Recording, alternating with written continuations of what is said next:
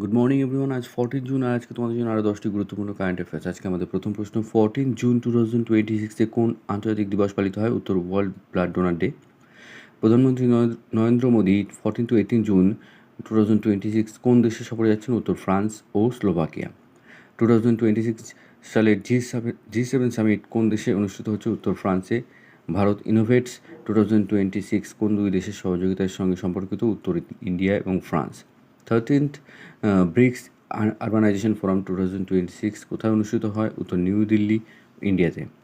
FIFA world cup 2026 কোন কোন দেশের যৌথ আয়োজনে অনুষ্ঠিত হচ্ছে? উত্তর, ইউএসএ, কানাডা এবং মেক্সিকো। ন্যাটোর ফুল ফর্ম কী এবং এটির হেডকোয়ার্টার কোথায়? উত্তর, নর্থ আটলান্টিক ট্রিটি অর্গানাইজেশন, আর হেডকোয়ার্টার হচ্ছে ব্রাসেলস, বেলজিয়াম।